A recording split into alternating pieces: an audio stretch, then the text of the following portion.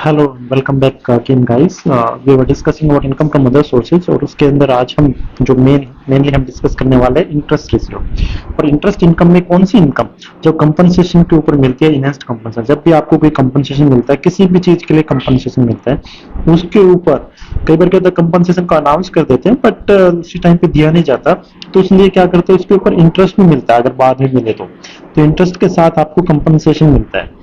और कई बार क्या होता है कि कंपनसेशन तो मिल गया, जैसे मान लो किसी ने आपकी कोई प्रॉपर्टी एक्वायर, गवर्नमेंट ने कोई प्रॉपर्टी एक्वायर कर लिया आपकी, तो उसके टाइम पे कुछ कंपनसेशन की अमाउंट मिली और उस कंपनसेशन के अमाउंट में बाद में क्या हो गया कि आपने वो डिमांड की, ज्यादा नहीं तो कोर्ट में केस गया, उसके बाद आपका जो कंपनसेशन था वो इनहेंस कर दिया गया, इंक्रीज कर दिया गया। तो जो इंक्रीज्ड कंपनसेशन है उसके ऊपर भी तो इंटरेस्ट इनकम मिलेगी कि नहीं। तो कोई भी इंटरेस्ट इनकम किसी के ऊपर, चाहे वो कंपनसेशन हो चाहे इनहेंस्ड कंपनसेशन, दोनों में जब भी इंटरेस्ट इनकम मिलती है तो उसको हम टैक्स करते हैं। इनकम फ्रॉम अदर सोर्सेज के अंदर उसको टैक्स किया जाता है। बट टैक्स करने से पहले उसकी टैक्सेबिलिटी उन सब चीजों के बारे में जानने के लिए हम इसके बारे में छोटा सा डिस्कशन करने वाले हैं और एक एग्जांपल लेके इसको पूरा क्लियर कर लेंगे। ठीक है, तो सबसे पहले सेक्शन 145 उसका 1 की बात करते हैं। वो बेटा दो तरह से अकाउंटिंग में कर सकते हो आप। एक तो अकाउंटिंग का होता है ड्यू बेसिस पे अकाउंटिंग को रिकॉर्ड कर सकते हो, और एक होता है रिसीट बेसिस पे।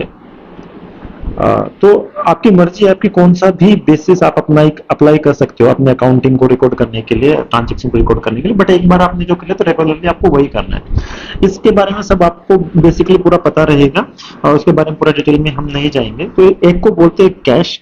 कैश मतलब रिसीट, और मर्केंटाइल सिस्टम मतलब ड्यू बेसिस। जैसे कि एक छोटा सा एग्जांपल बता देता हूँ।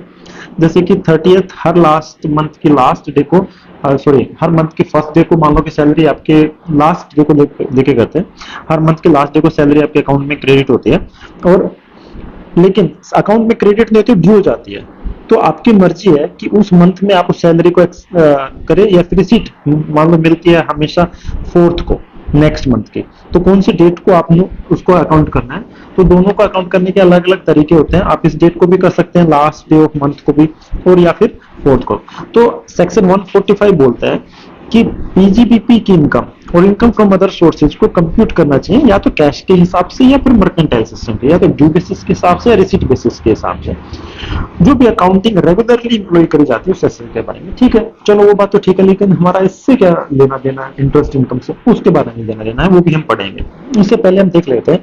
फिर एक सेक्शन आता है 145, उसके बाद एक सेक्शन आता है 145 बी का फर्स्ट पार्ट। उसके अंदर ये कहा गया है कि जो सेक्शन 145(1) था उसके अंदर जो कुछ भी बताया था हमें मतलब नहीं है, not with sending anything contain, उससे कोई मतलब नहीं है। लेकिन कोई भी इंटरेस्ट इनकम मिली है एक एसएससी को कंपनसेशन पे या फिर बढ़े हुए कंपनसेशन के, उसको deemed to be income of previous year in which it has been received.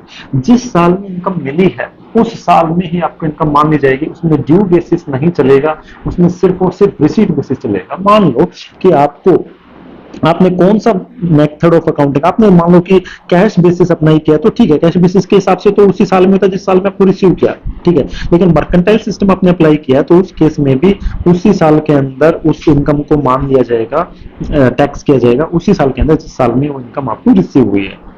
ठीक है, तो ये बात समझ आए, हम एग्जांपल लेके करेंगे उससे पूरा समझ में आ जाएगा। जैसे कि एक, चलो यहाँ पे बता देता हूँ। मान लो कि एक 2021 के अंदर आपको कंपनसेशन मिला, ठीक है। उसके बाद कंपनसेशन बढ़ के कुछ एनहेंस बड़ी हुई अमाउंट भी हमें 2023-24 के अंदर रिसीव हुई। तो इस साल जो बढ़ी हुई अमाउंट मिली है, मान लो कि इस साल हमें 10 लाख रुपए मिले और इसके ऊपर हमें कुछ इंटरेस्ट भी मिला, मान लो कि 5 लाख रुपए, सॉरी 5 लाख तो बहुत ज्यादा हो जाएगा, 2 लाख रुपए इंटरेस्ट इनकम मिली। तो 2 लाख के ऊपर टैक्स तो होएगा, ठीक है। 10 लाख के ऊपर भी होएगा, 2 लाख के ऊपर भी होएगा, टैक्स तो होएगा। और ये टैक्स होगा, इंटरेस्ट है तो ये टैक्स होगा इनकम फ्रॉम अदर सोर्सेज। लेकिन कौन से साल में टैक्स होगा, क्या ये इस साल के अंदर होगा या फिर 2023-24 के अंदर होगा।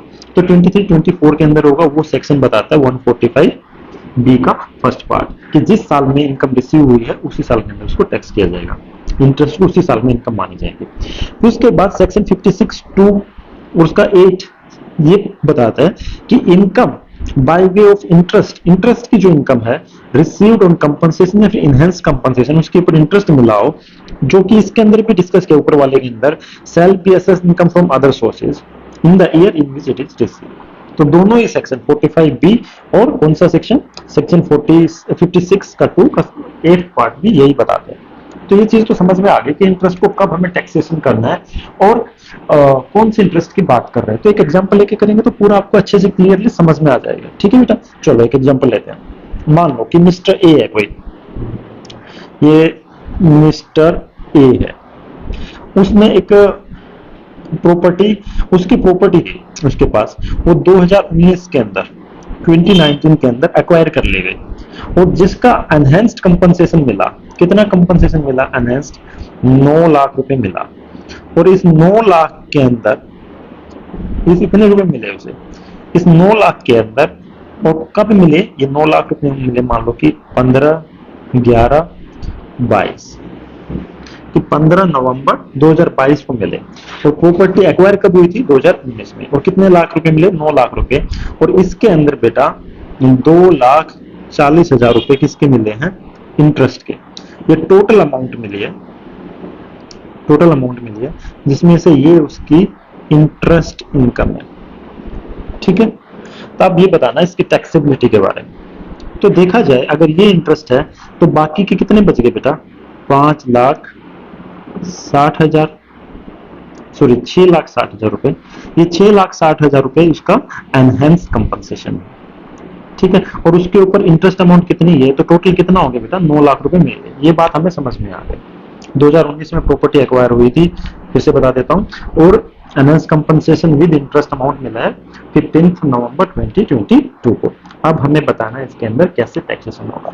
तो पहली बात तो ये है कि जब भी कोई प्रॉपर्टी को ट्रांसफर करते हैं तो इनकम को हम कैपिटल गेन के अंदर उसको टैक्स करते हैं। तो कैपिटल गेन के अंदर टैक्स होगा, वो अमाउंट कितनी होगी बेटा, 6,60,000 रुपए, क्योंकि ये उसकी प्रॉपर्टी के ऊपर है। अब इसके ऊपर उसको कम इंटरेस्ट मिला तो ये टैक्स होगा किसके अंदर, ये टैक्स होगा इनकम फ्रॉम अदर सोर्सेज के अंदर। ठीक है, तो यहाँ पे मैं लिख देता हूँ, ये है कैपिटल गेन की इनकम और ये है income from other sources. Okay, अब इसके अंदर एक बात और भी है। अब हम बात कर रहे हैं इनकम फ्रॉम अदर सोर्सेज, तो कैपिटल गेन की इनकम तो ये आ गई। अब इनकम फ्रॉम अदर सोर्सेज की हम बात कर रहे हैं। इनकम फ्रॉम अदर सोर्सेज की अगर बात करें तो कितना आ गया, 2,40,000। और किस साल के अंदर हो गया ये, 2022, 23 प्रीवियस ईयर के अंदर टैक्स होगा। ठीक है, उसके साथ सेक्शन 57 का 4 पार्ट ये बताता है अगर ऐसे इंटरेस्ट मिले तो उसमें डिडक्शन मिल जाता है।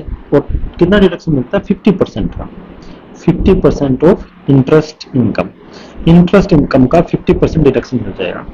तो बाकी डिडक्शन मिलने के बाद टैक्सेबल इंटरेस्ट कितना बचेगा, टैक्सेबल इंटरेस्ट इनकम कितनी बचेगी बेटा, 50% का डिडक्शन मिल गया तो 1,20,000 का तो डिडक्शन मिल जाएगा। तो टैक्स किसके ऊपर लगेगा, 1,20,000 रुपए के ऊपर ही टैक्स लगेगा। होप करता हूँ आपको इंटरेस्ट इनकम के बारे में समझ में आ गया होगा। अगर कोई भी डाउट है तो आप कमेंट सेक्शन में जरूर पूछिए, और अगर आपको अच्छा लगा तो इसको, चैनल को जरूर सब्सक्राइब कीजिए और वीडियो को भी लाइक कर दीजिए। Thank you so much guys, मिलते हैं नेक्स्ट वीडियो में।